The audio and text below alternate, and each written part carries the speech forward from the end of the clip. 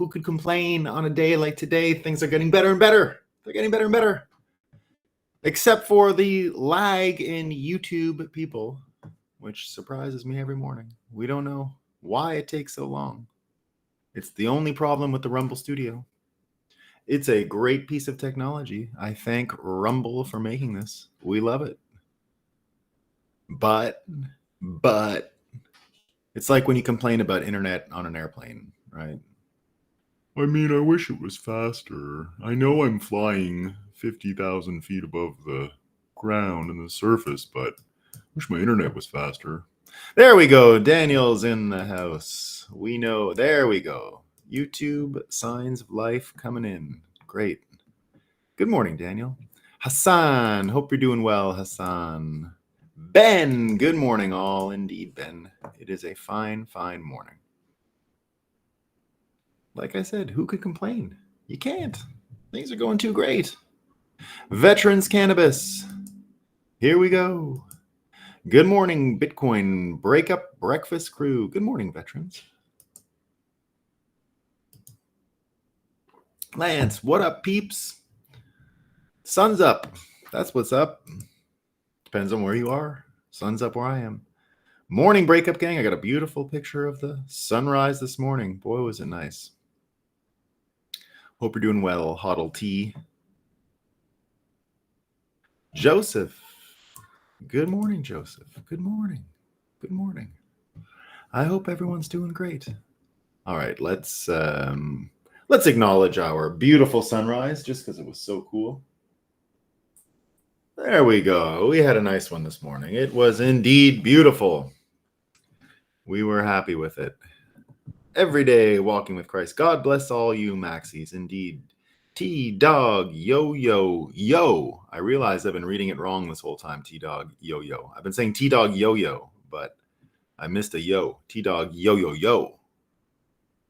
I think that might be a Mandela effect, though. T-Dog Yo-Yo. Have you changed it?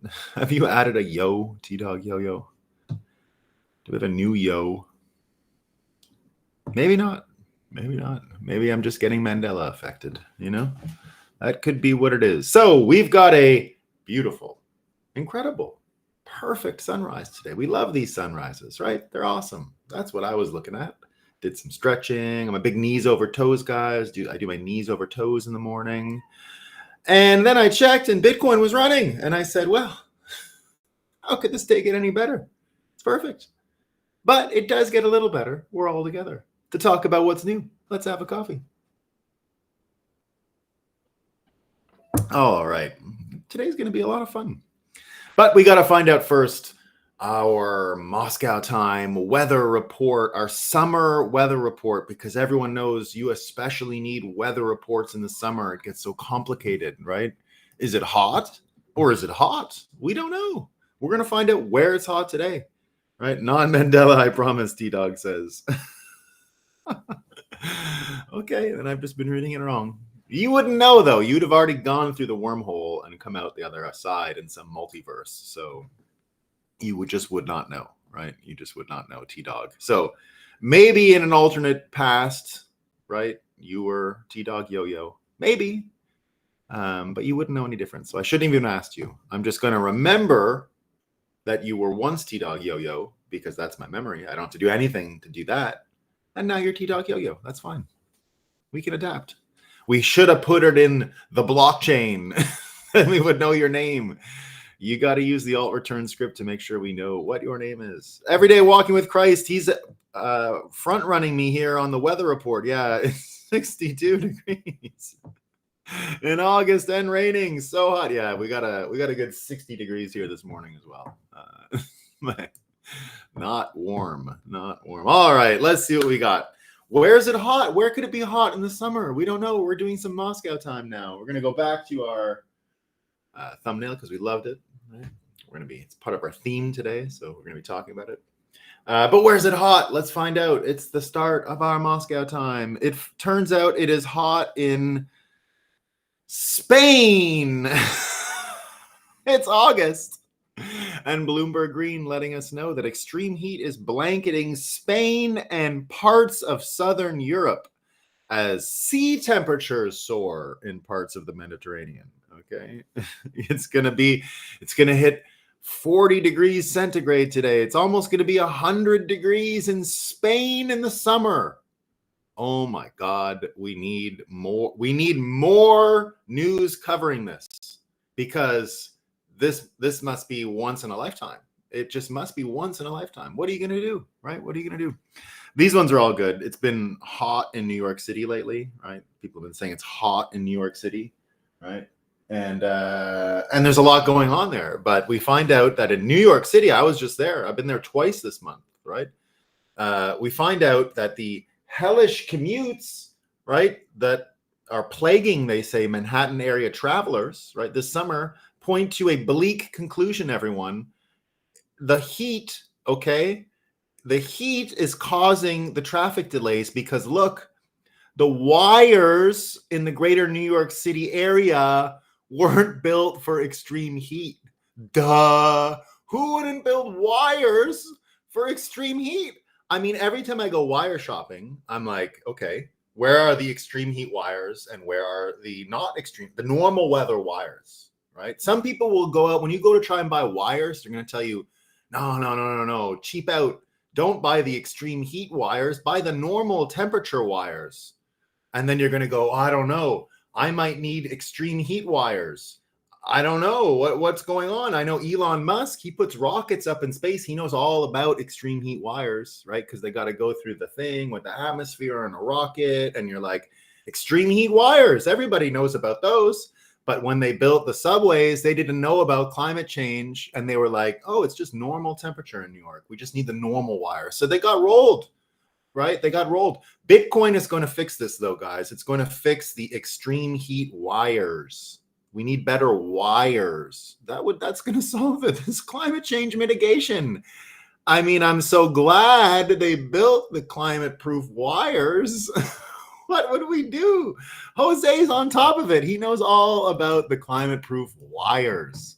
Okay, we need the climate-proof wires. All right. Triple vax wires. Yeah. I mean, I don't know if that's going to do anything, but why not? We got extra vaccines, put them in the wires. That'll help them. They'll work better, right? We need more. We got to make sure that the metal wires that we use, right, are heat resistant, because normal temperature wires, they could melt. They could melt. I mean, I've seen like candles melt. So what if they make the wires out of like some wax or plastic? I mean, they're going to melt. And then what are you going to do? Then the subways aren't going to work. And then everyone's going to be sitting around going, oh, climate change is killing me. I can't even get on the subway, right? And then these other geniuses trying to fix the problem in New York, right? They planted some trees, right? But we found out from Columbia researchers, that's not as good as climate change wires, okay, everyone? Because the trees aren't helping. The New York Post says that the majority of trees in New York City are actually making the air worse. So New York City's finished, guys. They got trees, right? It's just making the air worse. And then they put the subway without the climate change wires. They're not heat resistant. All right. The wires are not built to handle the extreme heat. Okay, and now you got all these trees everywhere. I've been to Central Park. It's a cough fest in there. The qualities of the air in Central Park, it's like you get to Central Park and you notice right away. You're like, oh my God, it made the water and the air worse. And you can't even get there on a subway anymore. It's just the wires. They don't have wires, and then it doesn't work. Okay, so New York City's having a lot of trouble this summer with the wires and the stuff, right? So we don't like that. Got to make sure. Gen Z trees. So, wires, right?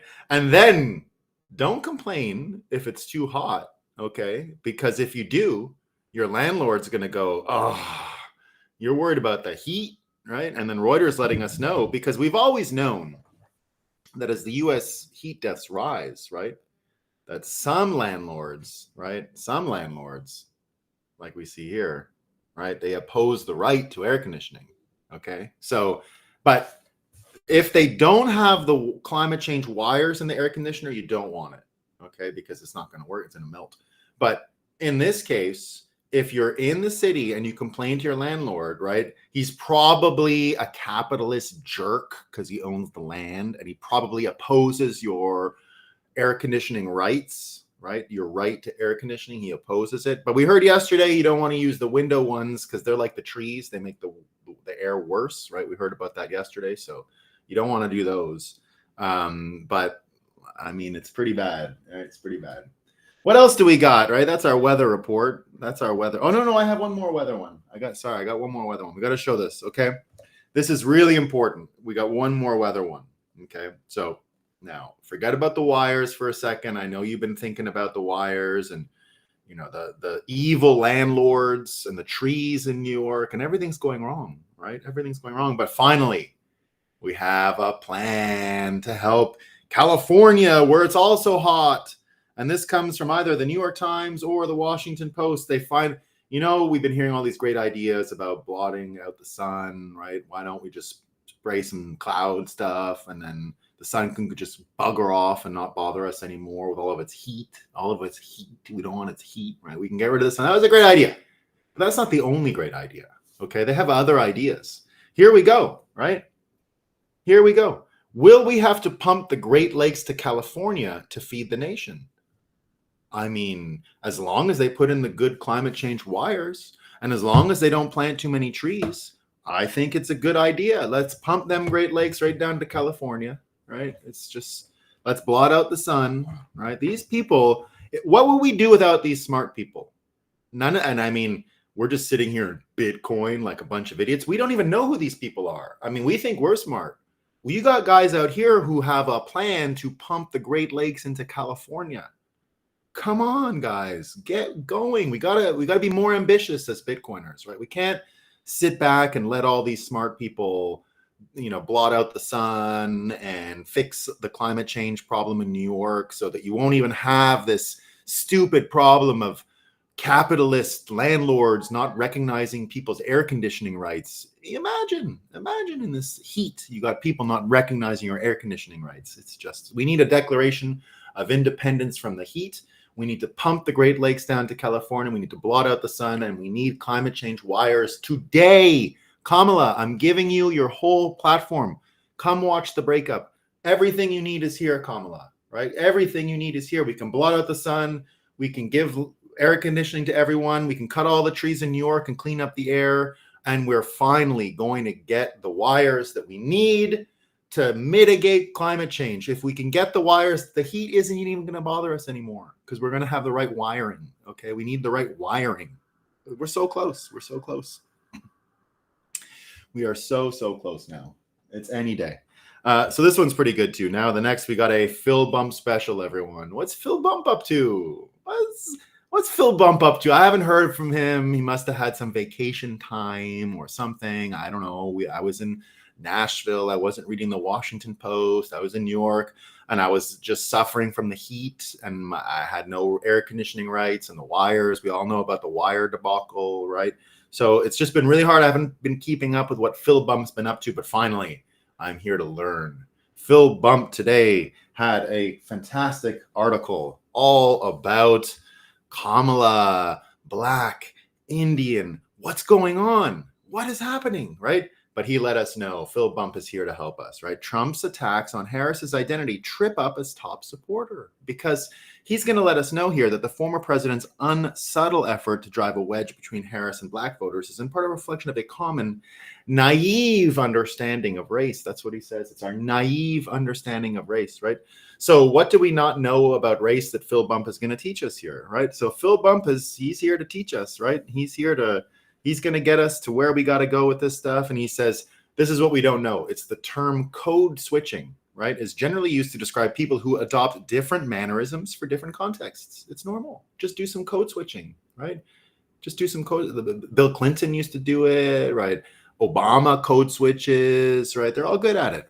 So, such as a member of a racial minority speaking to members of that community as opposed to a group of white Americans. But it also applies to the sort of shifts. Vance is a code switcher, okay? Because he's got hillbilly stuff. So that's the same thing, right? That's not necessarily anything contradictory in this. There are elements of who Vance is. There's undoubtedly some opportunism, but this is politics where pandering is the name of the game. But Harris offering herself as Black and South Asian, which, mind you, she generally hasn't done, is presented unacceptably insincere, right? So here we go. Americans have a very naive understanding of racial boundaries. This is in part because much rides on racial identity in the United States, with racial categories helping determine social status and power. Exactly. That's what I've been saying, Phil. I mean, who wouldn't lie about being Black in order to get power? I would do it. I heard a test once on Oprah that if you can put a pencil in your hair and it doesn't come out, you basically have an afro and you're Black, right? So I've been able to do that my whole life.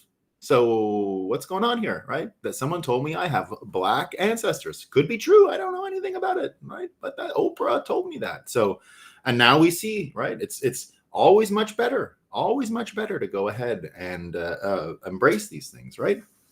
This disincentivizes nuance, it says, right? The naivete is in part too because racial boundaries have shifted throughout American history and particularly in recent decades. Non-white used to suggest Black. That is no longer the case, he says. So there you go. He's doing great, right? He's doing great. Sluggo123 says, I'm reading Unhumans. I'm reading Unhumans by Jack Posobiec and Joshua Lysick.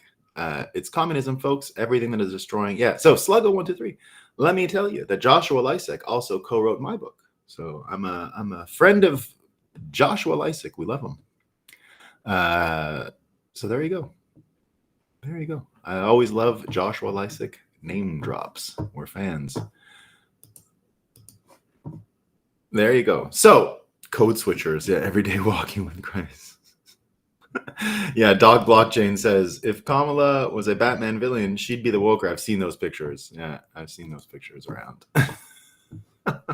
I'm trying to, by the way, Sluggo, I'm trying to get Joshua to get me on the Human Events show to do a little breakup on human events, which would be a good fit, I think. So we'll see. Because these Bitcoiners, I mean, these Trumpers need to know more good Bitcoiners, right? So trying to get in those things as the Bitcoin commentary. So we'll see. We'll see how it all goes.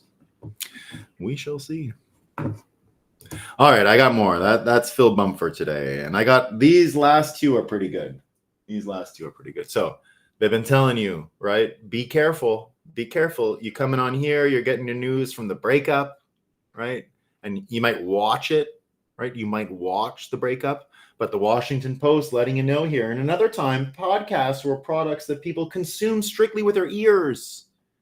You don't want to use your eyes for information, guys. It's no good. Blame messaging with this nice, stable lifestyle rests with the usual suspects. Young people, that is, because they like to watch podcasts. That's the major problem, okay? The Washington Post knows it. It's a major, major problem. That one's pretty good. I got one more fake news thing before we get into our theme, and this is so Elon Musk has moved X, or is moving in the process of moving X from San Francisco to Austin, Texas, I guess, somewhere in Texas. I think it's Austin. And here's what the Washington Post says about it, right? So just like don't watch podcasts, you idiots, right?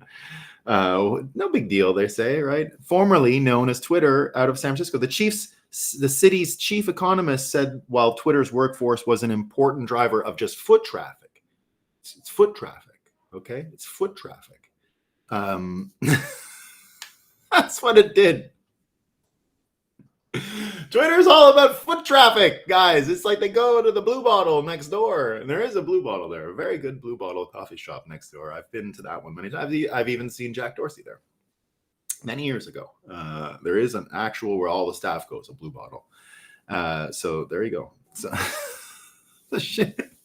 So while it's an important driver of foot traffic, the San Francisco chief economist said, right? The chief economist of San Francisco. How much Bitcoin do you think the chief economist of San Francisco has? Twitter's a good foot traffic app, right? It's really good for foot traffic at the Blue Bottle, right? X never served the same role, he says. It used to be. Oh, I missed the whole headline here. Sorry, I killed it. The chief economist said it used to be good at foot traffic. Not anymore. It can't do foot traffic. Ever since he did work from home, they said, Musk, and he did a little bit of mass layoffs, it's not really even good at foot traffic anymore. Okay. Chief economists, guys, listen to those economists.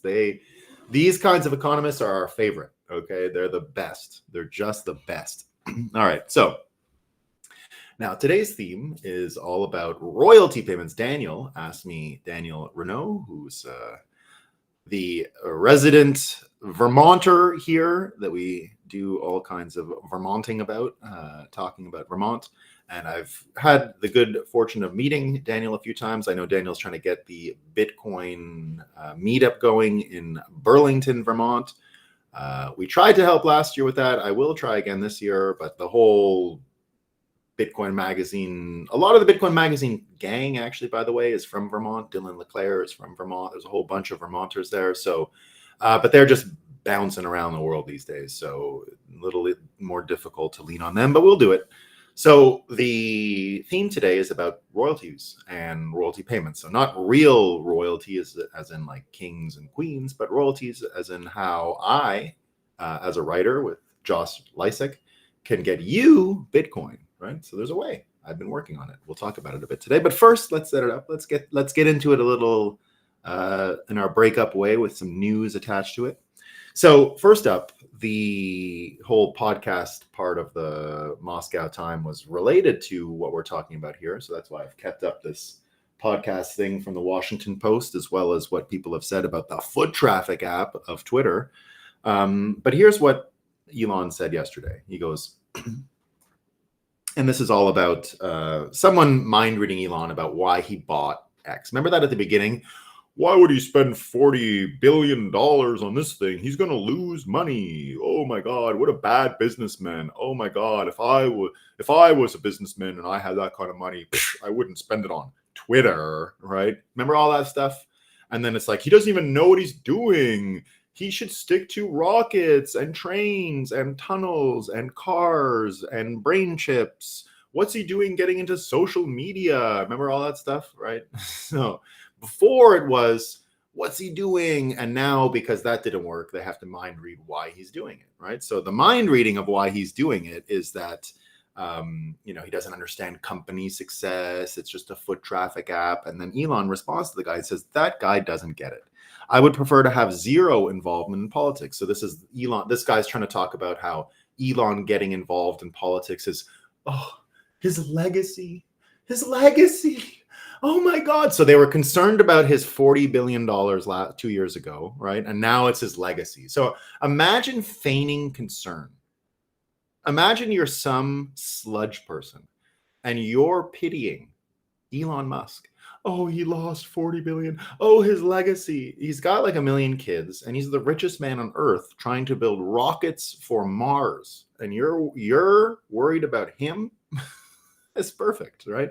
So Elon responds and says, that guy doesn't get it. I would prefer to have zero involvement in politics. However, there is no company success unless civilization itself continues to progress. This insane shift by the left away from meritocracy and personal liberties, example, censorship of free speech under the guise of hate speech, will be the end of civilization as we know it, which is what we always said looked like the motivation. We're not mind readers. Elon could be lying, but it looked like the reason why he didn't care if he lost $40 billion is because if he didn't spend it on Twitter, there'd be nothing left. There's nothing left of the planet after that. It's just cackling Kamala after that, right? So when you see Elon explain this and why he did it, what it also suggests, though, is that you needed basically a royal benefactor. We talk about royalty payments, which we're going to talk about in a few minutes, but this is another kind. This is patronage of the feudal kind, right? So, I'm a big baseball fan, and this team here, right, the Brooklyn Royal Giants. Now, what they actually did, what the Brooklyn Royal Giants is a real baseball team. What they actually did was they invented sports for normal people, paid for by the tickets of normal people going. Before that, sports were always just royal patronage. Royalty, just like in a medieval jousting match or whatever they had as sports, would actually sponsor these things, and they would play for a prize. So all these sports that existed before were mostly organized this way. Now, soccer is a bit of an anomaly because it came out of the communist trade union stuff, and they would make teams, and this was a totally different model, right? That's kind of why I know there's probably soccer fans here, but it'll never work in America because we're just too used to being entertained by sports that we ourselves chose to watch by paying for tickets and access. For example, ice hockey, right? You can't really impress a North American with soccer if they've seen ice hockey or have played ice hockey. We're more into like strapping knives onto our feet and ripping around a artificial and very expensive surface. Right? So all American sports involve heavy costs. That's why the rest of the world can't play them. That's why baseball, for example, is only played by the two richest countries in the world, Japan and America. They can afford it, right? It's not that simple to play baseball. You need the right field, you need the right equipment, you need a leather glove, you need a leather ball, you need a bat. Anyone can play versions of baseball, so the actual skill set can be developed without a lot of money. But to play any form of organized baseball requires a municipality, it requires all kinds of stuff. So not just a pitch with soccer and you can kick a rock around, right? Remember, soccer got its big bump when Europe was rebuilding and they were poor as shit, right? So that's, again, another reason why North Americans just can't, their eyes cannot accept what they're seeing. It's too boring. And that's another reason why, I mean, really subconsciously, the reason why soccer isn't a big deal in America is because the best and brightest can't get laid by playing soccer. You can go into soccer in high school and college. There's those teams, but there's no girls like waiting on the field after. In every other sport there is. When you come off the rink in hockey, the girls even call themselves. Dominican Republic at Capenta is entirely it's not natural. They were never baseball players. American teams went down there because if you draft out of the Dominican Republic, they don't have to go through if you get a player from the Dominican Republic, you don't have to draft them. You can develop them like soccer with academies. You can own them when they're like 12 years old. And then they have to sign with you. So it's actually a cheaper way to produce and manufacture baseball players. They went down there deliberately to avoid the high cost of signing U.S. college players, because U.S. college players require a certain amount of money when they come out of college to sign. And now, if you go even further back, the reason is because the baseball players union in the 1960s actually used the slavery clauses in order to justify free agency in sports. They said you can't own these players. And I can't remember his name, but he's a very famous player for St. Louis Cardinals. He's the one who used it. They used the actual, Emancipation Act and whatever clause it was, whatever amendment it was to the Constitution that got rid of slavery. They used that to argue for the freedom to sign as a free agent. So U.S. born American baseball players, just like if you want to get a player from Japan, you have to buy them from the team. It's very expensive. Kurt Flood, that was his name. Yeah, I was going to say Kurt Pride, but I always get them confused because he was a player for the Montreal Expos. So anyway, let's go back to where it started, right? So this is all Dominican Republic is not, it's not real. It's the same as building or making T-shirts with child labor. That's what it is. It's not that they actually were like great at baseball and then the Dodgers went down there and like, look at all these baseball players. That's not what happened. There were a couple, but then they realized they could go own the teams, own the players, and develop them and avoid any form of signing bonus, signing check. They don't have to draft them. They don't have to do anything like that. They can just take them and they own them. And then they can sell them once they get to a certain age. And they can force them into playing minor league baseball wherever they want, because these guys just want to come to America so they can get them to play in all these small towns and all that stuff. So now I know this because Montreal is one of the teams that pioneered this, Montreal and Toronto. So that's why Montreal always had a huge contingent of Latin American players. The Alou family started it, and the Guerreros, Pedro Martinez, they all came through Montreal because they were cheaper, right? And the teams that did this, Montreal and LA, their history was together anyway. Montreal used to be the farm team for Brooklyn when LA was playing out of Brooklyn. So they were combined in systems for many years. And the Dodgers and the Cardinals are the teams that invented the entire farm system to develop players and all that stuff. So that's what was going on, right? Players would have to work in the off season back in the day. It was slavery to play a game. Yeah. So anyway, let's go back to the original thing that these guys did, right? So no one had ever thought that it was even going to work.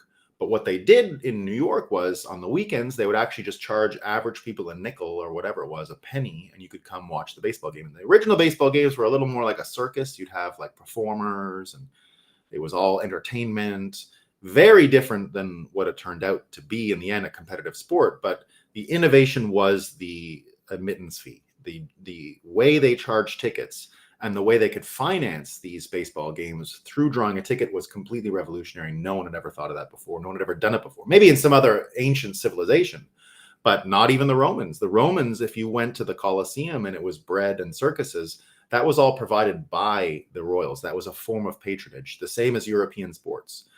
European sports were always what rich people were willing to fund and pay for in order for other people to come and be entertained. Totally different than the American model of pioneering sports the way America did, with just whoever shows up and pays a nickel and that sport becomes popular. And it really was a feedback loop of the people who enjoyed the sports themselves. It wasn't the same as what we saw with the European sports. Again, soccer really comes out of not patronage, but the communist revolutions that were happening at the time, because all of these unions would have a soccer team. And that's partly how it built up. Partly why we just can't seem to think about it, right? Now, what I think about all this is in the same way that sports were pioneered, I should say, from a new business model, right? Baseball led to football, led to hockey, led to basketball. All of these sports only exist because baseball had figured out this business model, which is why to this day, if you're not aware of this stuff, baseball players remain the highest paid athletes in the world, right? Now, there's a few F1 drivers that make more. There's a few soccer players that make a ton. Basketball, average salary for the basketball player is the highest, but there's only 5 players on a team in basketball. So the roster is very small. Baseball has a 40-man roster. Everyone on the roster is a millionaire. If you're the most basic baseball player in the world, you probably make $2 million a year. And that's if you play 25 minutes out of the season. It's like these specialist left-hand pitchers that come in to do whatever, right? So it's the way that the sports are organized, the way they make money, and the way the players get the money that is made was just a complete revolution, right? So it was a total way that the market for sports changed. And the feedback loop of people buying tickets was an innovation, right? That's how the sports ended up finding a real place in the hearts and minds of Americans. And more so than any other sport, which is why it's not so tribal. Like if you're from Europe and you didn't know this, we can go to any, other than Philadelphia, I would say, you can go to any stadium on the continent, right? Any stadium on the continent. I can go to any baseball game. I can go to any hockey game. I can go into Toronto with my Montreal shirt on. Montreal could score a bunch of goals. I could give everyone the finger around me. I could brag. I'll get, someone will make fun of me a bit. There's no fighting. No one fights in the stands. It's very rare, right? Because the tickets are so expensive. Baseball is a picnic. If you sit next to a person who goes for the other team that you're cheering for, absolutely no problem. I mean, literally no problem at all. Everyone's going to laugh. There's no tension between rival teams. It doesn't happen in any sport. I used to go to lots of American sports, and it was never the way, right? It was very, very simple. You go with your dad. There's kids everywhere. There's no fighting. There's nothing like that, right? Because it costs money to go. You're not going to waste your experience. It's like $100 to go to a hockey game. Baseball's still cheap because they play so many games in a season, but it's a very affordable ticket, right? You can still see a Major League Baseball game for $20. Not expensive, right? So the business model that's behind these things actually creates a little more organic feedback loop, a little bit more authentic of an experience. And it's not just rich people paying for shit, right? So now it's important to remember that, because just look at the media, right? In the same way that it was rich people throwing money at something to entertain you, the media has become basically that for the news and for art and for whatever. That's why you get so much woke shit in all of the Disney movies. That's why Star Wars is dead. Dead. Star Wars is dead. It's incredible, right? And how did it die? It died because the business model became so trashy, so disgusting, so filled with fan baiting, get fans angry, get some attention, all algorithmically induced, just a complete mayhem machine, right? And that's why you see so many people angry. The news is that too. That's why we do Moscow time every day. But just look at what's happening, right? And we'll talk about how this will change music and art and news and everything. But just remember the sports business model for a second and understand just one change can do so much to what is actually done, what's practiced, how people spend their time. So let's start with the story we predicted yesterday, or that we were talking about yesterday, with RFK Jr., right? Remember yesterday I said RFK Jr. did an amazing thing by saving his ass with the Roseanne preemptive thing. He basically got ahead of the Monday morning scoop the New Yorker was going to write about, right? About the bear, right? The bear thing, right? So everyone's still talking. I hope you all heard the story. I don't want to ruin it for you, because RFK tells that story so amazing. It's just so funny, right? So I tried to do my best to not tell you too much about it, but that you got to listen to the story. So yesterday, of course, it was in the news. They tried to do the fake thing, oh my God, RFK, what are you doing, right? But look at what ended up happening. You can't read it all, but I'll tell you what this Lauren Lee ends up saying. She says, mainstream media just proved how out of touch they are again. While Americans just faced the biggest stock market crash since early 2020, the elites at New Yorker magazine seem to think we care about trivialities. No, I do not care that JFK Jr., a hunter and outdoorsman since childhood, picked up some roadkill on his way back from falconing. No, I do not care that RFK Jr. ate a goat while exploring Patagonia. No, I do not care about Kennedy family lore or if Kennedy has a savior complex. Right now, I cannot buy a house. I am watching World War III unfold before my eyes. I'm worried that my children, should I be able to have them, will be amongst the 1 in 30 affected by environmentally caused autism. I fear the mandates will again lock us down, and I won't be able to get to my grandmother or my younger sister. That if I don't comply with forced vaccine requirements, I will be ostracized from my community and called a danger to society. I worry at the existential rise of inflation, the decline of the dollar, the rallying of the BRICS nations. I wonder if building up my savings account is even worth it. Let's save money. Every time I read journalism like this, I'm reminded of the insane wealth disparity that plagues this country. Maybe some people can afford to sit around and gripe about bears in Central Park. My generation cannot. One day you will hear from us, right? So that's what that whole thread said. And they have this dark picture of Kennedy put in there. And indeed, just look at the failure of media. Just look at the failure of the feedback loop yesterday. We've had media now, just people like Jeff Bezos, right? Remember what I've said about Jeff Bezos. You think Jeff Bezos woke up and had a sip of his coffee and he went, you know what? I got a great idea. I'm going to buy a newspaper. What a good business that is. Ooh, that's the future. Even though I've changed the way people shop, even though I have the most powerful app ever created, even though I'm regularly counted as the richest man in the world and I build spaceships and I want to build a 10,000-year clock in a mountain in Texas, even though I do all these things, you know what I really want to do with my money? I want to have a newspaper, not just any newspaper. I want to have a newspaper that loses $100 million a year because why? We know why, right? It's part of whatever blackmailocracy we live in, whatever hoaxocracy we live in. I don't think or whatever deal he came up with, right? Maybe he gets paid in a secret way. Who knows and who cares? It doesn't matter.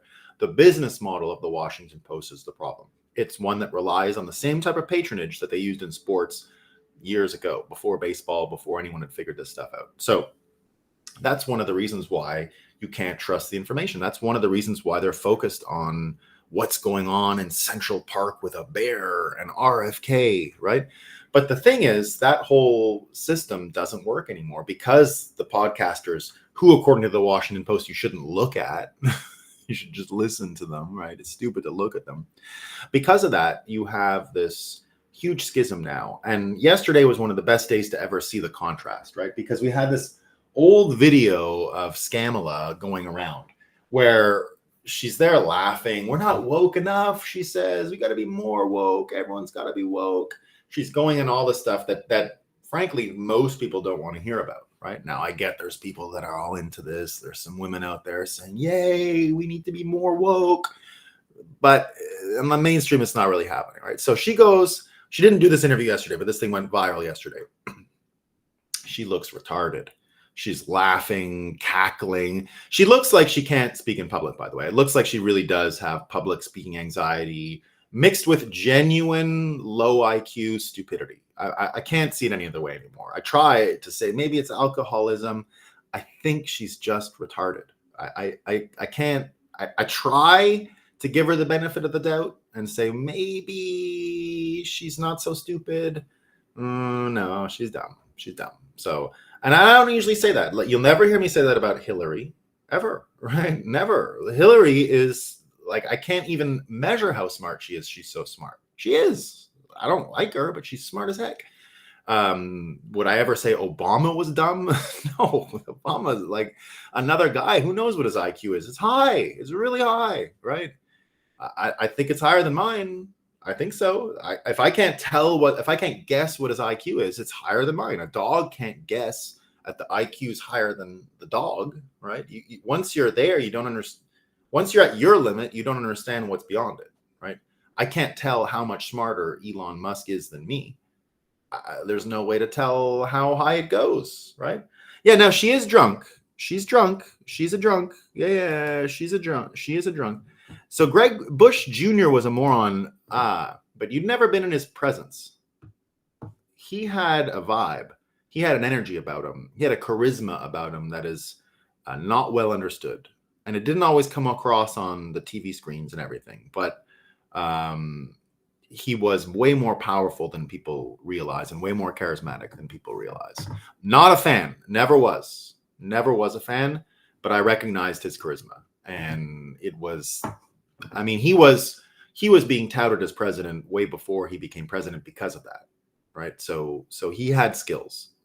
We can forget them because, you know, Jon Stewart ran over him a bunch of times because he was much funnier, but he had a real charisma about him. He had the kind of charisma that like a college frat boy could have, right? And he wore it well. He really did. So I wouldn't say he had the same low IQ.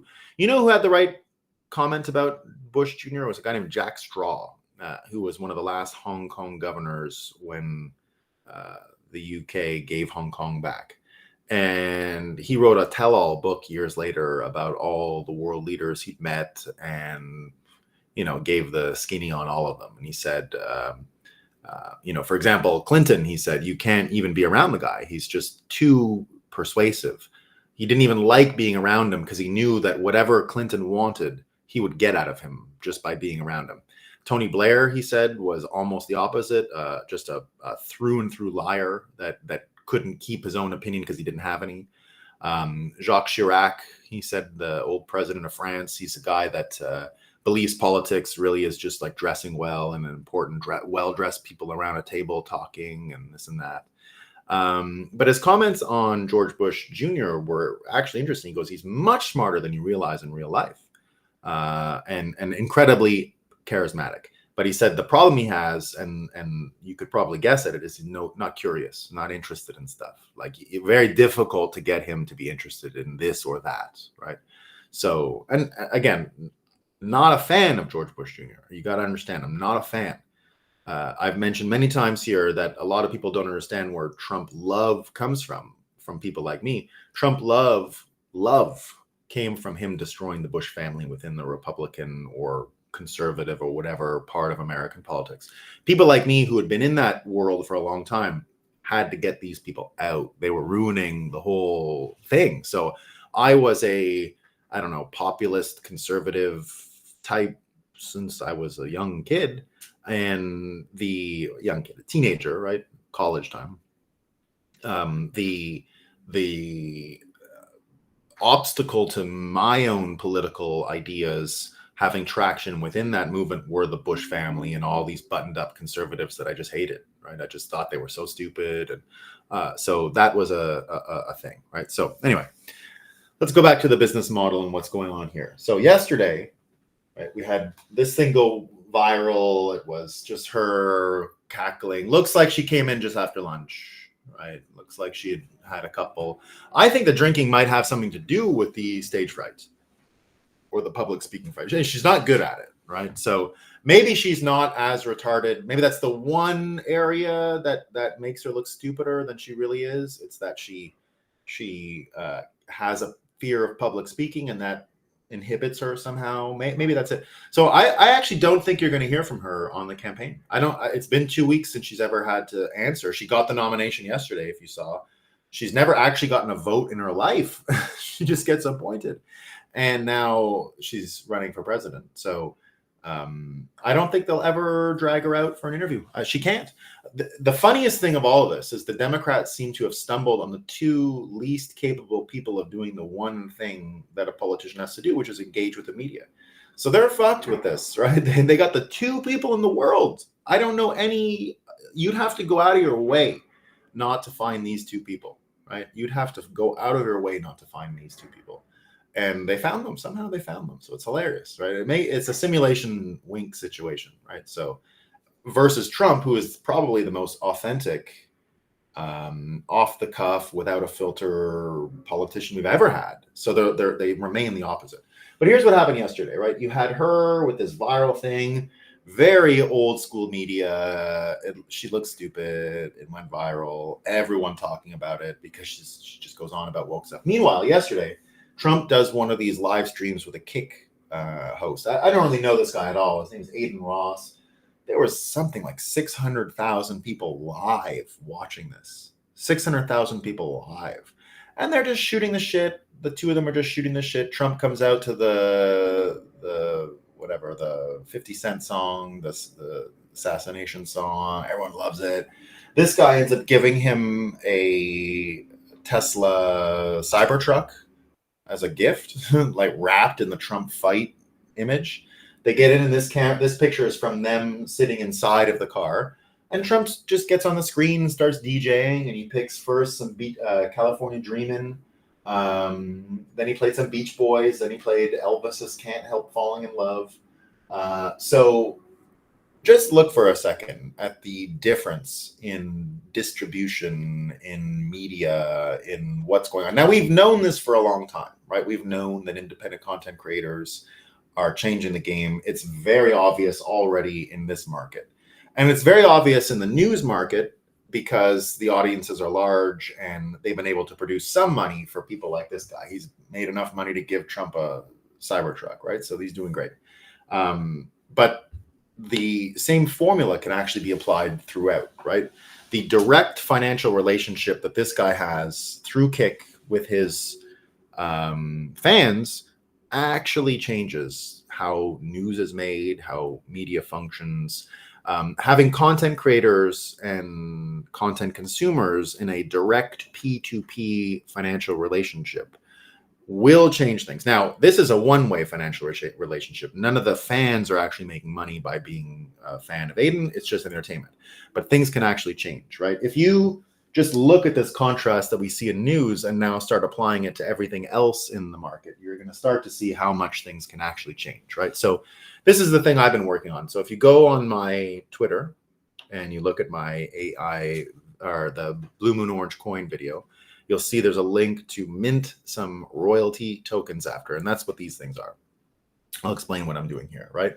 What you want to do, though, is you want to be able to give fans a percentage of what the content creator makes, right? And you want to be able to share that in a way that is frictionless, that doesn't require a bank or any financial service company or any third party whatsoever. It has to be a bilateral P2P relationship, right? So fans give support. Fans are actually part of the marketing of this flywheel, right? But it's a dynamic that can take bias out of news, right? It can take the content quality and take it out of the mind virus area just so that it's back to being entertaining. And it can streamline all publishing by getting rid of publishers who have inserted themselves into the financial relationship, right? So the gatekeeping that goes on right now with publishing and with broadcast media is really one of the problems, because that's what's being used to shape the fake reality, right? So in my system here, I have a few different ways of explaining it, but what you got to see here is you sell a book on Amazon. In my system, I want to try and hijack the Amazon algorithm. We're not quite there yet, though, but that's a one way, right? So you sell the book on Amazon. The Amazon sales, I would exchange them for Bitcoin, right? Then I would put them into a AMM, a bonded curve automated market maker, things that were pioneered over on Ethereum but are being brought very quickly into Bitcoin. And then for all the Bitcoin that's there, the art tokens, the artist royalty tokens, actually correspond to a bit of that Bitcoin. So say it's 1%. Say you own 1% of the artist royalty tokens. You now have a right to the 1% of the Bitcoin that I've put in the pile, right? So what I call it is your percentage of total held coins, right? The percentage of THC is what you need, right? So that will help you get what you are owed. It's an IOU scheme, right? So I give you a free token when you buy the book, or in this case, you don't even have to buy the book. You just have to see the video and go sign up for the token, or get the token minted to yourself. There is a Bitcoin burn that has to go on that I didn't understand when I first set it up. So the next iteration won't have that, but I'm still going to be cashing these royalty tokens out first. So these are the first ones that are the IOUs that I have. So they'll get a priority because I'm trying to load it up to experiment with this stuff. But what it'll end up looking like is, this is the current state of royalty contracts, right? The publisher is in the middle here. The copyright owner, the creator, basically sells the copyright to the publisher. They get a little bit of royalties, right? They get a little royalties. The copyrights go that way. The publisher is then in charge of marketing and production and sales. They get the cash from the sales, and they send the money back to the copyright owner, the creator. Maybe they get, a small book advance. Maybe they get 10 to 15% of sales. But this has been manipulated by these third parties, right? Look at the oil and gas royalty contract. This is what it's supposed to look like. In the middle, you have the landowner, right? They get an exploiter, an engineering team, oil and gas team. They come in, they give the money, right? They give the money. And now the landowner sells the oil and all that stuff. They get the money, and they give the royalty contract holder, the engineering firm and the oil and gas exploiters, a check. Simple. So what I'm trying to do is basically that. It brings it back to the way it should be. It puts the landowner or the copyright owner in the same position, central to the financial relationship, as the landowner is in the oil and gas royalty contract. So it looks like this in the end. If you'll notice, the publisher is just kicked out. They're just not even in my thing, right? This is one of those useless third parties that doesn't do anything anymore. In a physical analog world, I understand why you want a publisher. They give you a good shelf space. They sell the books in a bookstore, but we don't live in that world anymore, right? The internet is there, so you don't need these things. So what I'm trying to do is create a situation where, folks like you like the book. You say, hey, read this book, right? But you'll actually get money for suggesting someone else read the book. So in the end, the whole thing would look like this, right? So you're incentivized here as a book buyer. You're also an early investor, right? I want to destroy the hipster affectation of saying, oh, I liked them before they were popular, because that's all you can do. What you want is other people bragging for you. Do you know how rich that person is? They were at the first concert of. So you buy the book, right? Here it is. And the sale comes to the artist, right? So whatever it is. Now they've got the cash. They put it in Bitcoin. They also give this art token to the book buyer and bookseller. And now this art token can be used to get that Bitcoin from the creator. So it's a pretty interesting feedback loop. And it is one, I think, that's going to take over. And if we get this right, we're going to be able to change news. We're going to be able to change parties, concerts, events, everything, right? We're going to get rid of the publishers of the third parties that enter into these financial relationships and screw everything up, right? So I got a few more things to say about it, but I think we'll get to some of this tomorrow. All right, guys. That's it. That's the show for today. I got a few other things I got to take care of. Sorry, I can't. Aiden Ross stream showed another side of Trump. Yeah, it did. It was great. It was great. So anyway, that's what's going on. What we can see from these infographics is the capacity, anyway, to use royalties to destroy what I call in my theme the Mickey Mouse democracy. It's fake anyway. If anyone's out there, oh, democracy, well, the one we have is not really that. So if we destroy the fake democracy we have, yeah, that's okay. And authenticity, as we see here, taps with Tim Waltz. Yeah, I thought that was Michigan. Sorry, not Michigan, Minnesota. But could be wrong. Coolest. That's interesting innovation. What did you name it? I call it royalty tokens. Royalty tokens. So if you go to where you see the blue moon orange coin in the thread, there's a link to Hue Hub. Hue Hub is where I minted these. These are RGB++ tokens. The reason I did that is because the AMM will be the easiest with this. I almost can't screw it up. The other ones are all ETH iterations, and I have to like wrap the Bitcoin. Oh, I'm not doing any of that stuff. So this will work long term without any stewardship on my part, or less stewardship. So there you go. Book is not on Amazon yet, but it will be. I will be offering tokens for I'm going to combine the NPC management book with basically its sequel or corollary, which is the Bitcoiner's Guide to the Fiat Apocalypse, which is a lot of the stuff you'd have heard during my father's passing and the pathways that you can use to become a fully realized Bitcoiner, fully integrated Bitcoiner. It's all psychological archetypes. So that'll be out soon, and that'll have its own coin. So that one I will sell on Amazon. I know I've been saying that for a while. Not so simple to sell on Amazon. And what I need to get is this primed thing taken care of, not Amazon Prime, but priming the Amazon algorithm.